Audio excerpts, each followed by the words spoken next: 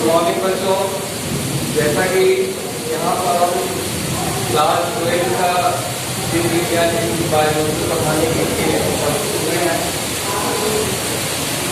और सर्वप्रथम अपना परिचय देते हुए मैं आपको बताना चाहता हूँ कि मेरा नाम जय कुमार मिश्रा है और यहाँ पे अशोका नदी बालिका इंटर कॉलेज में जीव विज्ञान पढ़ाने के लिए लाया गया है। देखिए, जीव विज्ञान के अंतर्गत संसार में जितनी भी वस्तुएं दिखाई देती हैं सभी जो है जीवधारियों से संबंधित है। जीवों के अंतर्गत जो है वनस्पति एवं जीवधारियों का अध्ययन किया जाता है। चूंकि वनस्पति और जीवधारियों में जो है विशेष संबंध होता है, हमारा जीवन जिस समय से प्रारंभ होता है उसी समय से हम वनस्पतियों से जुड़े हुए हैं। अब आपको बताएंगे कि जीव विज्ञान किसे कहते हैं। तो जीव विज्ञान विज्ञान की वह शाखा जिसके अंतर्गत हम जीवधारियों का अध्ययन करते हैं, उन्हें जीव विज्ञान कहते हैं। जिसमें जीवधारी आते हैं। जीवधारी में जितने भी छोटे छोटे जीव जंतु हो, वनस्पतियां हो, वही सारी चीजें जो है जीव विज्ञान के अंतर्गत आती है। इसके बाद सर्वप्रथम जीव विज्ञान शाखा का प्रयोग जो है किसने किया, तो आप लोग पिछले कक्षाओं में पढ़े होंगे। लैमार्कवाद तथा ट्रिएडिजेनस ने 1802 ईस्वी में किया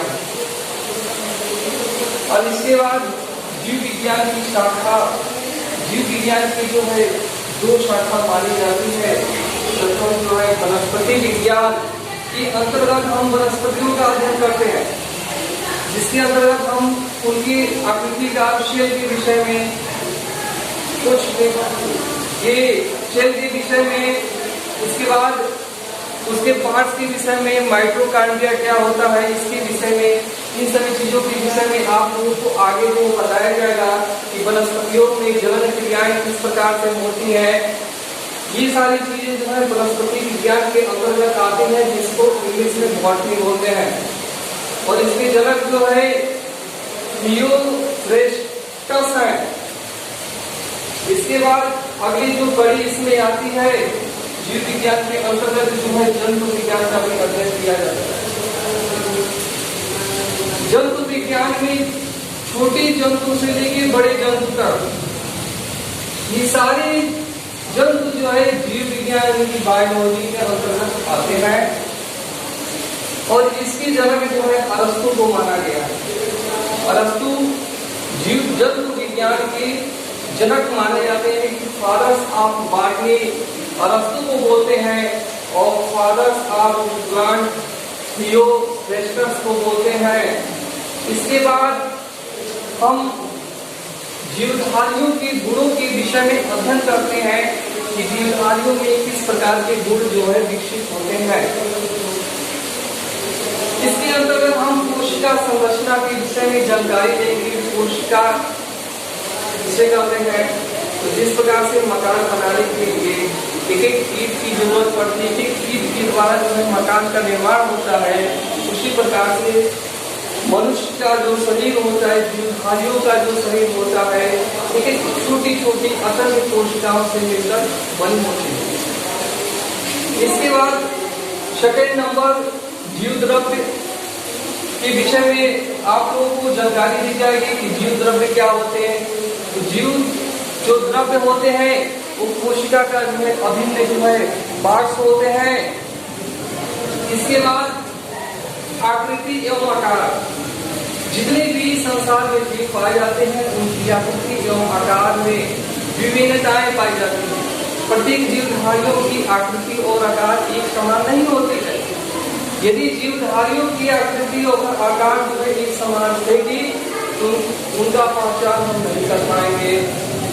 इसके बाद अगला नंबर आता है श्वसन।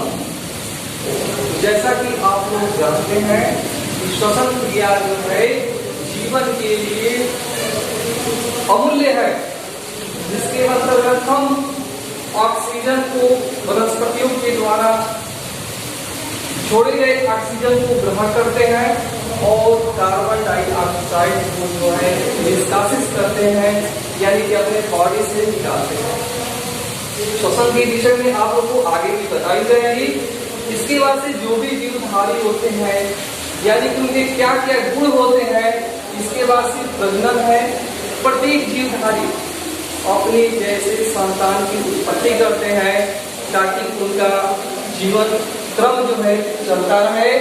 इसके बाद से पोषक, प्रत्येक जीवधारियों को जीने के लिए वह जो भोजन करते हैं और भोजन के द्वारा उनके शरीर की पोषण होती है। पोषण का मतलब उनमें विकास होता है, उनकी आकृतियां बढ़ती है। इसके बाद से अगला जो नंबर है बच्चों 6 नंबर है अनुकूलन।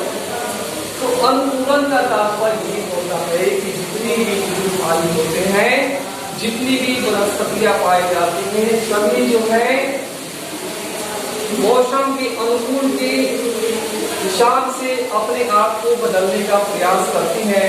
जिस प्रकार से आप बच्चे देखते हैं कि गर्मी के दिनों में लोग सूती कपड़ों का प्रयोग करते हैं एवं जाड़े के दिनों में ऊनी कपड़ों का प्रयोग करते हैं। इस प्रकार से हम कह सकते हैं कि अनुकूलन यानी कि प्रत्येक जीवधारी में अनुकूलन यानी कि वातावरण के अनुसार जो है रहने की प्रवृत्ति पाई जाती है। तो आपको बताया गया है कि जीव विज्ञान के गुण यानी कोशिका की संरचना के हिसाब से, जीव द्रव्य के हिसाब से, आकृति एवं आकार के हिसाब से श्वसन होता है जीवधारियों में, प्रजनन की क्रियाएं होती हैं, उनमें पोषण होता है, विकास होता है, इसके बाद से अनुकूलन होता है और जो 7 नंबर है यानी कि उत्सर्जन, यानी कि हम लोग ऑक्सीजन ग्रहण करते हैं और कार्बन डाइऑक्साइड को निष्कासित करते हैं। ऐसा तो नहीं है कि हम लोग कार्बन डाइऑक्साइड भी रखते हैं और ऑक्सीजन भी रख लें, बैंक के समान ब्याज भी रख लिया और सूद भी रख लिया जाए, इस प्रकार का नहीं होता है। प्रत्येक जीवधारी जो है ऑक्सीजन ग्रहण करता है और कार्बन डाइऑक्साइड जो है उत्सर्जित करता है। तो इस प्रकार से आज आप लोगों के बीच में हमने फर्स्ट क्लास बायोलॉजी के विषय में आप लोगों को बताया है कि मतलब जीव विज्ञान की बायोलॉजी किसे कहते हैं और जीवधारियों के क्या क्या लक्षण होते हैं, क्या क्या गुण उनमें विकसित होते हैं। अब आगे की क्लास में आप लोगों के सिलेबस के हिसाब से उसको पढ़ाया जाए कि जनन क्लास 12 में फर्स्ट चैप्टर जो है जनन का है, जनन के विषय में बताएंगे जितनी भी चीजें उसको जो है क्रम से आने वाली वीडियो में आप लोगों के साथ शेयर किया जाएगा।